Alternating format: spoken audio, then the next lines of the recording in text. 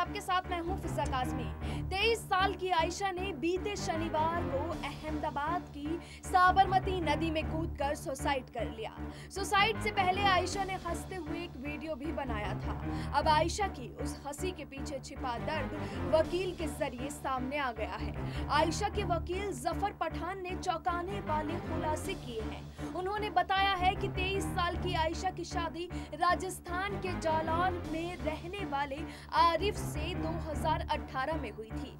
आरिफ का राजस्थान की ही एक लड़की से अफेयर चल रहा था। आयशा के सामने ही आरिफ अपनी गर्लफ्रेंड से बहुत देर तक वीडियो कॉल्स पर बातें किया करता था। वो अपनी प्रेमिका पर ही पैसे लुटाता था और इसी वजह से वो आयशा के पिता से रुपयों की मांग करता था। जफर बताते हैं कि साबरमती रिवर फ्रंट पर आयशा के बनाए वीडियो ने लोगों को झंझोर कर रख दिया है, लेकिन हकीकत ये है कि आयशा का संघर्ष तो उसके निकाह के 2 महीने बाद से ही शुरू हो गया था। खुद आरिफ ने ही आयशा को बताया था कि वो किसी और लड़की से प्यार करता है। इसके बावजूद आयशा अपने गरीब माता पिता की इज्जत बचाए रखने के लिए हमेशा लड़ती रही। वो हर पल एक नई तकलीफ से गुजरती रही, लेकिन चुपचाप रही। एक लड़की के लिए इससे बुरा एहसास और क्या हो सकता है कि उसका पति उसके सामने ही गर्लफ्रेंड से बातें करे। आयशा के वकील बताते हैं कि आयशा एक टैलेंटेड लड़की थी। पढ़ाई के अलावा वो घर के हर काम में होशियार थी।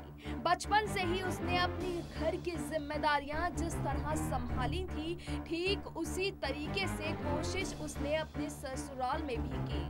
उसने आखिरी हद तक हालात संभालने की कोशिश की, लेकिन उसके परिवार को तकलीफ ना पहुंचे। शादी के समय आयशा के पिता ने अपनी बेटी की जरूरत की हर चीज दी, लेकिन आयशा का पति और ससुराल वाले इससे संतुष्ट नहीं थे।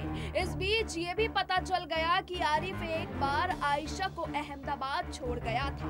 उस समय आयशा प्रेग्नेंट थी। परिवार का आरोप है कि आरिफ ने कहा था, अगर आप मुझे 1.5 लाख रुपए दे देंगे तो मैं आयशा को अपने साथ ले जाऊंगा। प्रेगनेंसी के दौरान आयशा के ऐसे बर्ताव से आयशा टूट गई थी। वो डिप्रेशन में आ गई थी। इसी वजह से उसे काफी ब्लीडिंग होने लगी। डॉक्टर्स ने उसे तुरंत सर्जरी करने की सलाह दी, लेकिन गर्भ में पल रहे उसके बच्चे को डॉक्टर्स नहीं बचा पाए। परिवार का कहना है कि इसके बावजूद आरिफ और उसके परिवार वालों को कोई फर्क नहीं पड़ा। वो लगातार पैसों की मांग करते रहे। आयशा के पिता लियाकत अली ने एक बयान में कहा कि आरिफ के पिता को उन्होंने बहुत फोन किए, पूरे मामले की जानकारी देने की कोशिश की, लेकिन उन्होंने कभी मेरा फोन नहीं उठाया।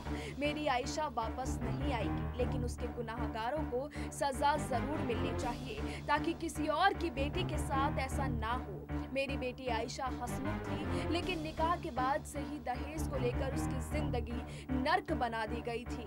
एक बार तो ससुराल वालों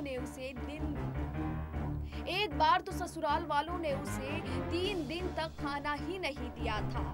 फिलहाल अभी के लिए इतना ही, लेकिन देश और दुनिया की तमाम बाकी खबरों के लिए आप जुड़े रहिए SPN9 न्यूज के साथ।